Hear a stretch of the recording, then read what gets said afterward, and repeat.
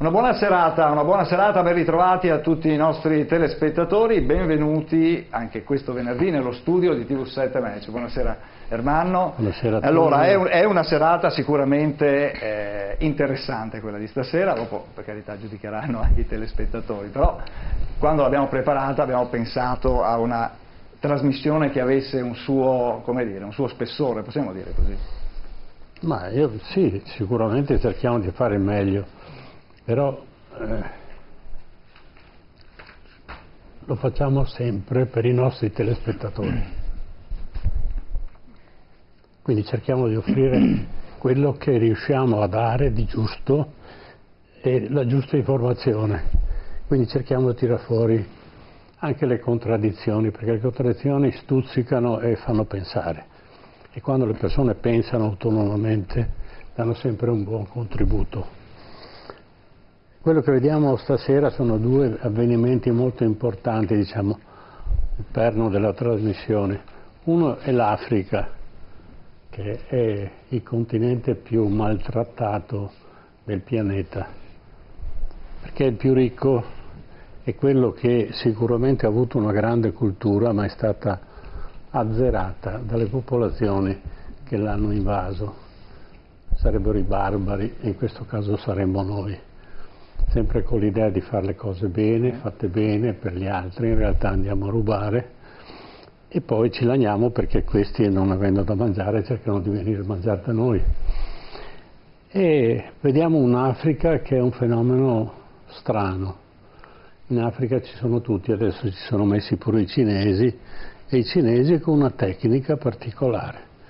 Mentre noi abbiamo conquistato l'Africa con le colonie e con dei genocidi, ricordiamo che la Libia perse il 50% della sua popolazione nelle due guerre libiche, quelle del 1909 e del 1935. Graziani fu indicato come un criminale di guerra, poi non se ne fece nulla perché arrivò la guerra fredda. Questa è stata... ma solo quelli italiani. Gli inglesi non parliamo perché gli inglesi sono buoni, ma dove passano non lasciano traccia. C'è stata addirittura una esportazione di intere popolazioni in Africa e di questo non se ne parla. Il fenomeno di portare in Africa una classe intermedia per non creare autorità all'autoctono, per non dare un senso di appartenenza all'autoctono, furono importati gli indiani dagli inglesi e uno di questi era peraltro Gandhi, e dall'esperienza africana venne fuori un personaggio che abbiamo visto quello che era. Certo. E allora quello che è importante è capire chi siamo, cosa stiamo facendo, e poi ben venga l'accettazione dei migranti in Italia, ma direi che è la conseguenza dei danni che noi abbiamo fatto in Africa. E stasera parliamo di questo. Poi la seconda parte invece abbiamo Antoci, pochi conoscono chi sia, Giuseppe Antoci, che è l'ex presidente del Parco dei Nebrodi, autore di una legge perché ha tolto di mezzo la mafia che aveva guadagnato decine di miliardi di dollari sull'agricoltura dai fondi europei. Allora i fondi europei sono sempre pochi, però stranamente Calabria, Puglia, Sicilia, perché lui è siciliano, partendo dalla Sicilia si è reso conto che c'erano delle truffe a danno non solo dell'Europa ma anche degli abitanti dei Nebrodi, e quindi pochi gruppi mafiosi, circa 7.000 mafiosi, riescono a gestire tutta la Sicilia e non si capisce dove sia lo Stato. Certo. E questo ne parleremo nella seconda parte. Ma nel frattempo presentiamo i nostri ospiti e poi partiamo con con il memento, certo, cioè con il ricordo. Certo. Allora, buonasera a Stefano Valdegamberi. Buonasera. Buonasera Valdegamberi, consigliere regionale della lista Zaia. Buonasera, grazie di essere qua. Buonasera padre Gaetano Montresor. Buonasera. Buonasera, lei è un missionario comboniano. Buonasera, ha passato 25 anni in Africa. Buonasera ad Alberto Ruggin. Buonasera, grazie. Esponente di Più Europa. Ma anche esponente della Chiesa Valdese, mediatore culturale, anche grazie anche lei di essere qua, grazie a padre Elio Boscaini, è un collega, è un redattore di Nigrizia, una rivista che parla appunto di Africa e non solo di Africa. Allora, buonasera, grazie di essere qua. Allora, prima però di affrontare il tema africano, affrontiamo invece le nostre ricorrenze e lo sentiamo nella sigla di che cosa parliamo.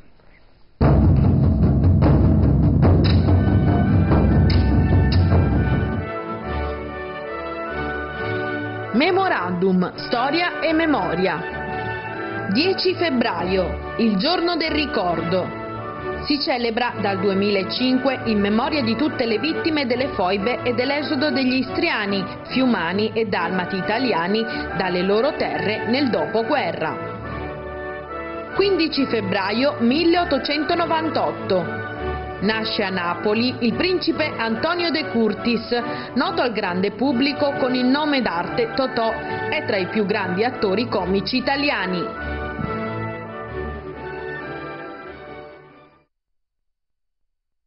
Eccoci rientrati in studio. Allora, il giorno del ricordo, ne abbiamo parlato anche la settimana scorsa in trasmissione, però oggi vogliamo ricordare, anche commentare anche come è stato celebrato, come è stato ricordato. Allora sentiamo questo servizio.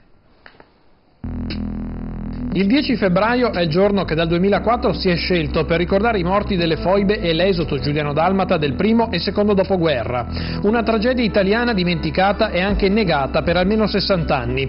Migliaia di vittime e oltre 300.000 persone che hanno dovuto lasciare la loro vita, famiglie divise, smembrate e private di tutto, accolte in Italia come profughi da emarginare. Ma come è stato possibile dimenticarsi di loro? E come è stato possibile che la politica da una parte abbia negato e taciuto una vicenda così tragica della nostra storia e dall'altra se ne sia appropriata per farne un cavallo di battaglia a fini propagandistici? Così è stata tolta la dignità della morte alle vittime, specialmente se innocenti, vittime due volte dell'orrore delle foibe allora, della sterile retorica della politica oggi. Ecco, questo diciamo così, giusto per, come dire, per sottolineare che si sta andando un pochino oltre. Cosa dice Valdegamberi nella commemorazione?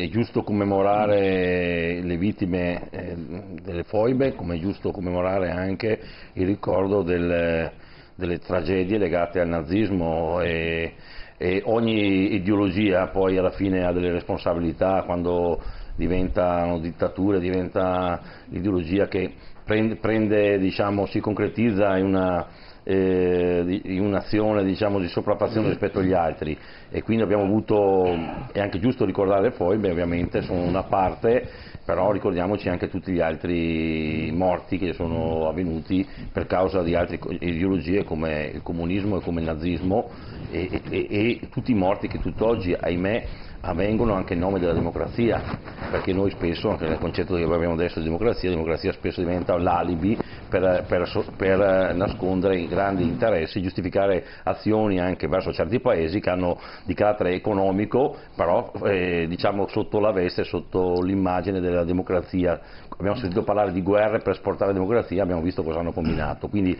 oggi continuiamo a vedere purtroppo sia per le ideologie ma anche usando strumentalmente la parola democrazia, vediamo morti purtroppo che sono tutti dovuti a grandi interessi di qualcuno. Certo. Padre Elio, allora... Io domenica ho celebrato a modo mio questo giorno del ricordo, ero a Cogollo sopra Tregnago nel Veronese. Casa mia quasi. E ho voluto proprio ricordare queste cose perché di sicuro sono utili per i nostri ragazzi. Io avevo 6 cherichetti attorno a me. Mi sembrava che non avessero mai sentito parlare di foibe. Ho detto questa parola la dovete ritenere, ma soprattutto perché purtroppo forze comuni eccidi come quello ne avvengono un po' dappertutto nel mondo, e a me come africano interessa veramente parlare di Africa, ma è tragico quello che sta succedendo nel mondo, col silenzio di tanti, siamo un po' tutti complici di quello che avviene, e queste cose avvengono per interessi. Poi ne parleremo probabilmente, certo, per la guerra è legata certo. appunto anche al nostro benessere, evidentemente, ma guai se dimenticassimo, e quindi la scuola ha il dovere vero di ricordare queste cose. Guai a dimenticare. Certo, ma Ruggin, ricordiamo in modo corretto. Sì, è cioè, giusto si celebra la commemorazione, no? Ma diciamo che noi viviamo in un paese strano, un paese che ancora oggi, il 25 aprile, facciamo fatica a riconoscerlo come la festa della liberazione di tutti gli italiani. Alcuni ancora dicono che è la festa di qualcuno, non è la festa di tutti, e anche la giornata del ricordo è sicuramente una giornata ancora oggi divisiva, per colpa di una parte politica, la sinistra, che per anni ha vergognosamente ha oscurato, diciamo, questa pagina tristissima della storia della nostra nazione, perché comunque l'etnia italiana, in quanto italiani, venivano totalmente estirpati da quella zona, da quei territori. Però io penso che la nostra nazione deve veramente fare pace col suo passato, perché noi abbiamo tante parti della nostra storia che ancora oggi non vogliamo vedere, ma che un po' tutta l'umanità prende sempre un po' le parti di quelle che gli fanno comodo e quelle che non gli fanno comodo. Io il weekend scorso ero ad Alatri, c'è un cimitero ad Alatri con 1500 lapidi di sloveni e di croati portati dai fascisti 6 anni prima delle foibe. Non c'è una targhetta italiana, non c'è mai stato un capo dello Stato, non c'è mai stato... Io spero che un giorno ci sia un ricordo anche per quelli, cioè che noi contro ogni tipo di dittatura, contro ogni tipo di autoritarismo, di destra, di sinistra, riusciamo sempre a ricordarci, a fare delle giornate del ricordo, a commemorare anche a livello istituzionale, senza alcun tipo di distinzione, perché appunto queste cose, queste tragedie immani non accadano più. Certo, e invece quando si commemora a volte si va anche oltre. Il caso ad esempio che è avvenuto a Basovizza con l'intervento di Tajani, del presidente attuale dell'Assemblea di Strasburgo, sentiamo cosa ha detto. Perché tutti quanti sappiano ciò che è accaduto e mai possa più accadere. Viva Trieste, viva l'Istria italiana, viva la Dalmazia italiana, viva gli esuli italiani, viva gli esuli italiani e viva coloro che in ogni momento, indossando un uniforme, difendano la patria, ma difendono soprattutto i valori della nostra Italia. Viva sempre la nostra patria, viva l'Italia! Ecco, questo è stato un intervento che ha suscitato non poche polemiche, padre Gaetano, no? Per questo, come dire, questa sorta di redentismo... Sì. Ma, la cosa che più mi ha toccato in quel poco che ho potuto seguire, anche perché per me le foibe sono una novità di qualche anno passato, veramente, e quando qualcuno dice e perché non togliamo l'onorificenza data a Tito come Italia, non so bene quale onorificenza le è stata data, perché non la togliamo? Però volevo dire un'altra cosa. Vedendo quella fila di bare, io ho negli occhi i corpi dei vari congolesi, quasi ogni giorno messi uno vicino all'altro, immagini che ho cercato di nascondere nel mio computer, che nessuno arrivi a vederle, perché, cioè, si diceva prima, continua ancora lo stesso tipo di massacro, ed è legato al nostro discorso che faremo dopo. Certo. In Congo. In Congo. Sì, io credo che soprattutto questo patriottismo o richiamo al territorio italiano dell'Istria, eccetera, sia un po' fuori posto, perché mi sembra che lui sia Presidente della Comunità Europea. Di conseguenza direi che è un po' ha dimenticato si è lasciato prendere dall'entusiasmo e quindi questo dà la misura dei politici che abbiamo. No, non possiamo più parlare di patria in questa maniera, lo sappiamo tutti. Certo. Parlare di patria in questo modo vuol dire offendere anche la nostra Italia. Certo. Perché la mia patria è tale se io rispetto quella dell'altro e dobbiamo accoglierci, accettarci diversi. E noi siamo anche il frutto di una storia, vero? Che è una storia che un credente chiama anche di peccato. Strutture di peccato come erano il fascismo, come era il nazismo, come era il comunismo.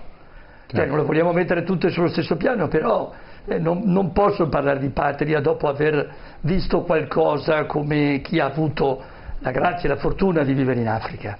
Le patrie sono troppo legate ai paletti, direbbe Don Lorenzo Milani.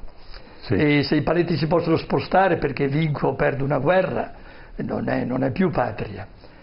Però queste cose le dobbiamo insegnare veramente ai nostri giovani. E quindi ecco perché l'Europa diventa per noi fondamentale. Se vogliamo sognare il nostro presente più che l'avvenire, però, dobbiamo guardare all'Europa, non possiamo guardare noi stessi. Io sono veneto, ma sono altrettanto europeo, anzi direi che appartengo al mondo. Questa è la mia vera patria. Allora ha senso, e per questo bisogna imparare la lingua degli altri, per conoscere gli altri, confrontarsi continuamente con l'altro e si troverà che è così bello vivere così diversi sulla stessa terra, amandola, rispettandola e chiamandola appunto madre, ma solo la terra, che è di tutti, perché è di Dio. Certo, verissimo. Allora questa sorta di visione della morte, no, che in questi casi diventa discriminante. Questi sono patrioti, gli altri no. E invece quando sono morti, tutti siamo morti, e nasce una sorta di dignità comune, indipendentemente dal fatto che di appartenenza a un gruppo piuttosto che a un altro. E allora, siccome abbiamo con noi questa sera abbiamo la ricorrenza di Totò, allora riportiamo, perché Totò non è soltanto un attore, non è solo un comico, è un artista perché scriveva musiche, scriveva canzoni e scriveva bellissime poesie. E allora abbiamo tolto un pezzetto della famosa poesia La Livella. Rapidamente, per chi non la conoscesse, per gli spettatori che non sanno che cos'è, è una rappresentazione all'interno di un cimitero di notte che improvvisamente prendono forma due esseri, uno povero e uno ricco, nobile, no? E c'è una sorta di contenzioso perché sei venuto a stare vicino alla mia bara, e tu sei puzzolente e sei un mediocre, no? Invece io sono nobile e quindi difende la sua origine. E alla fine sentiremo come conclude questa poesia Totò. Se vogliamo sentirla. Certo, sentiamola.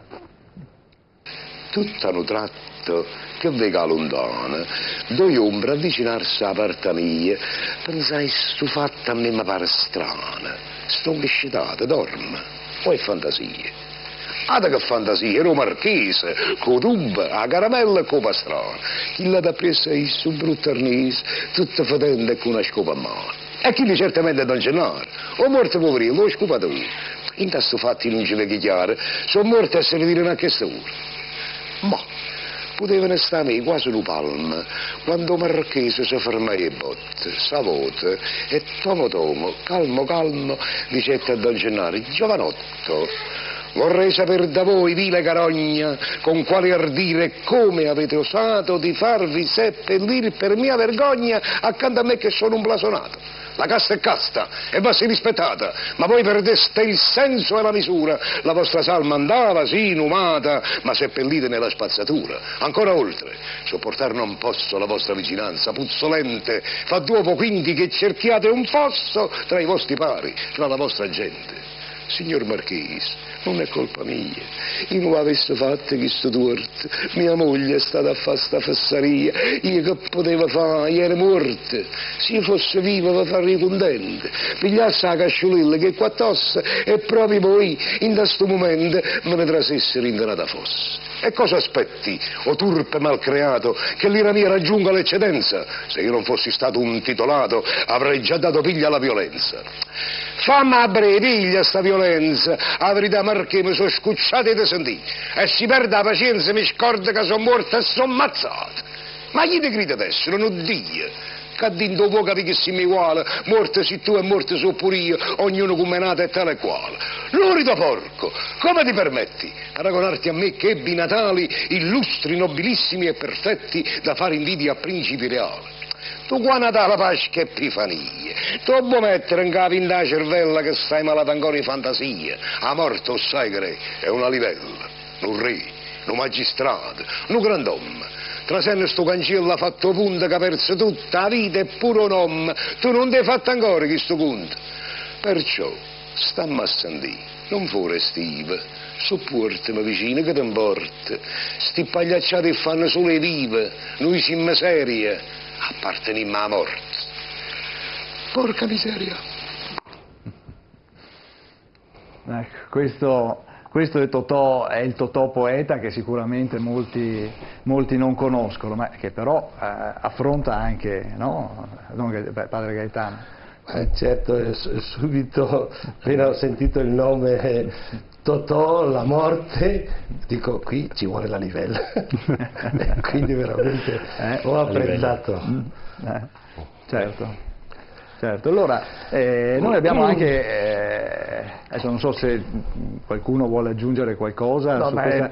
penso che solo gli artisti sono capaci di dire in questa maniera una verità profonda come quella di essere tutti uguali di fronte alla morte, ma è il rispetto poi, è il rispetto che la morte esige da ciascuno di noi.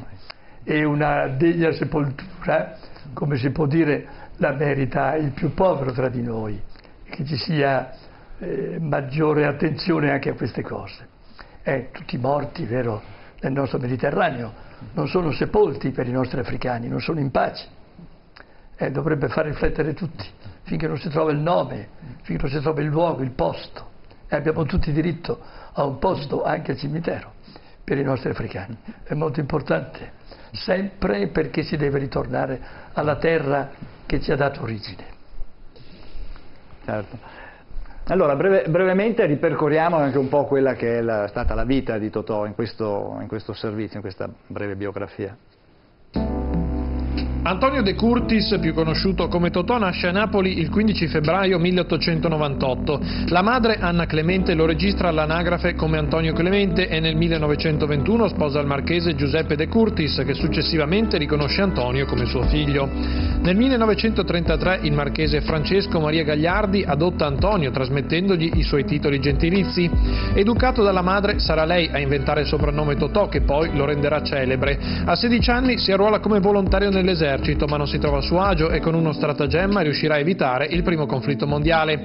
A 24 anni si trasferisce a Roma, qui riesce a farsi assumere nella compagnia comica di Giuseppe Capece per poche lire. La vera consacrazione arriverà però a Napoli grazie agli spettacoli della rivista Messalina accanto a Titina De Filippo. La vera consacrazione arriverà però a Napoli grazie agli spettacoli della rivista Messalina accanto a Titina De Filippo. Nel 1935 sposa Diana Bandlini Rogliani, che gli aveva già dato una figlia, Liliana.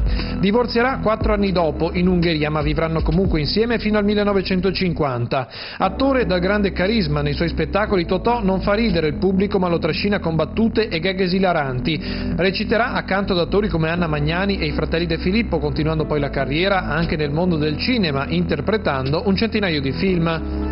Oltre che attore, Totò è anche autore di numerose canzoni e poesie, tra le più famose Mala Femmina e La Livella.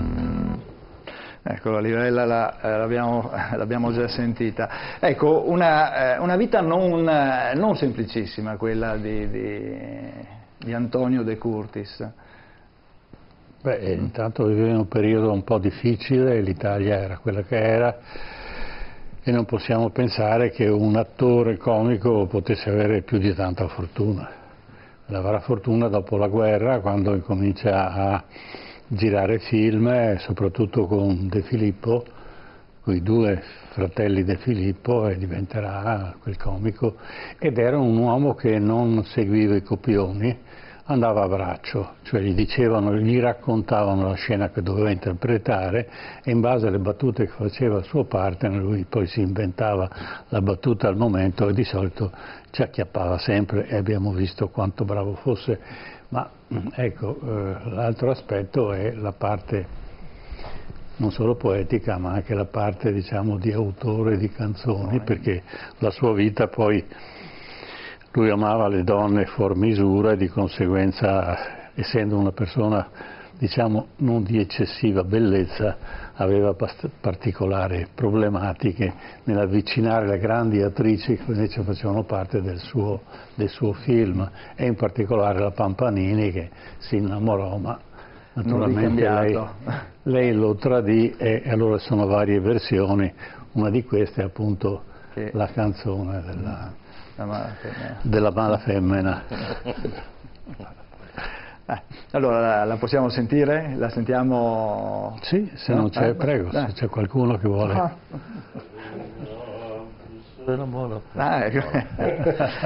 Allora sentiamo la mala femmina. Si avesse fatta nata quella che fatta a me, stomma t'avesse accisa e vuoi sapere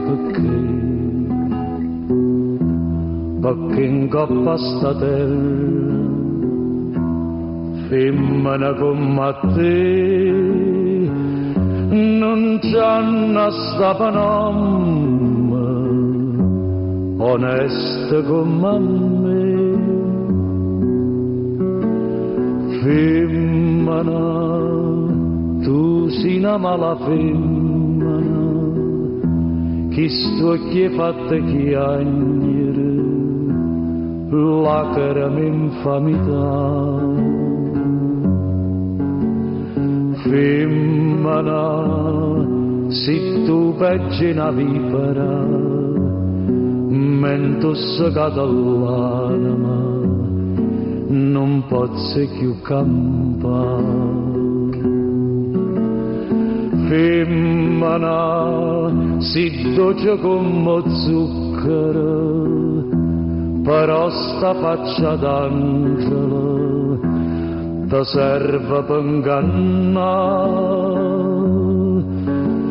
Femmina, tu sia più bella femmina, ti voglio bene e t'odio, non ti posso scordare.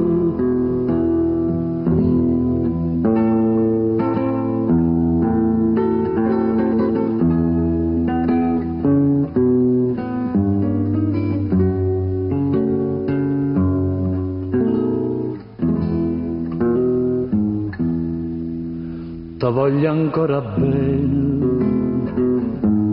ma tu non sai perché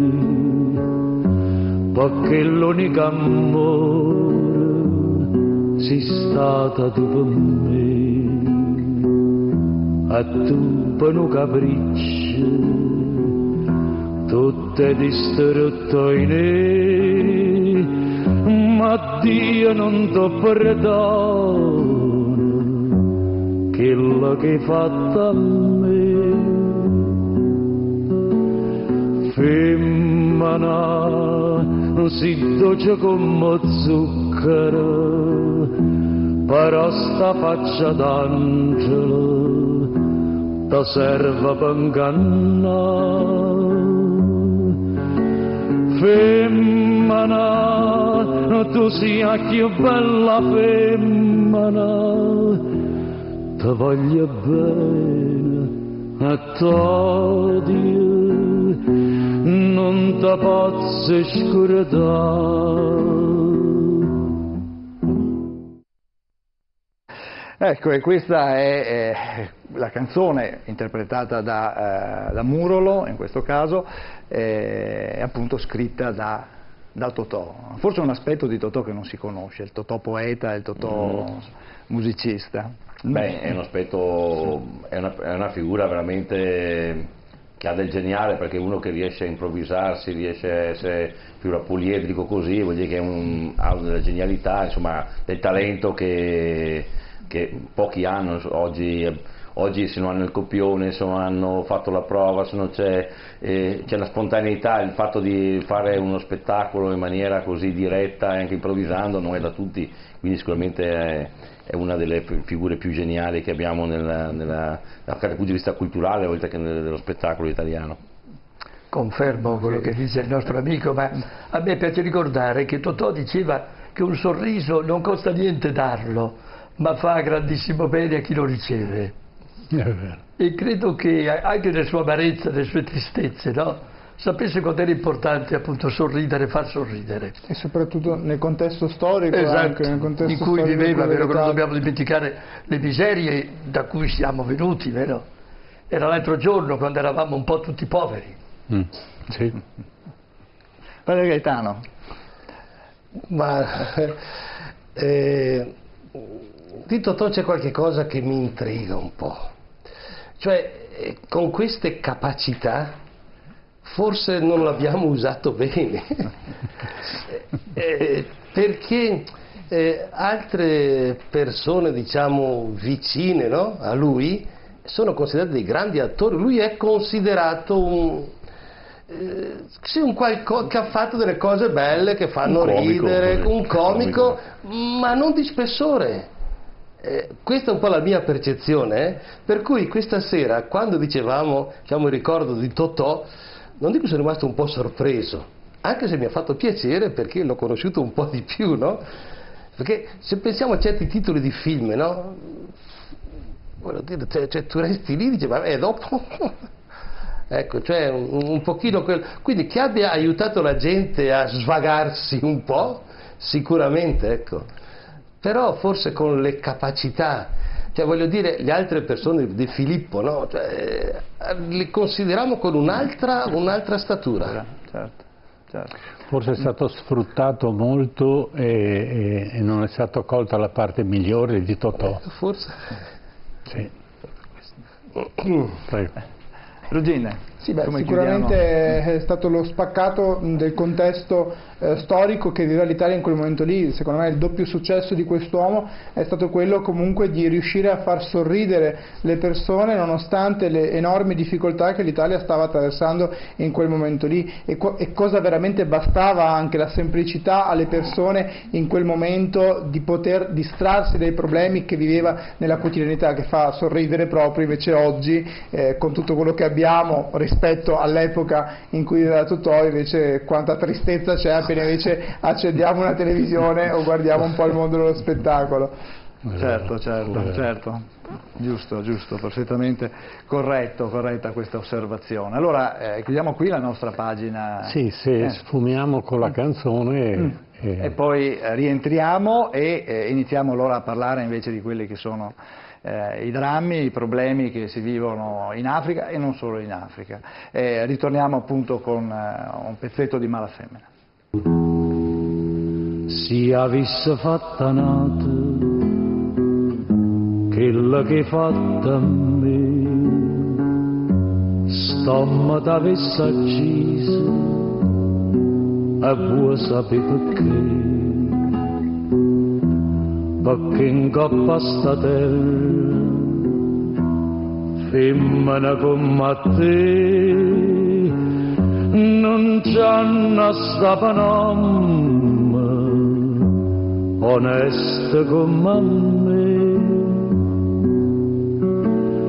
Femmina, tu sei una mala femmina, chi sto che fatta chiagnere, lacrime infamità.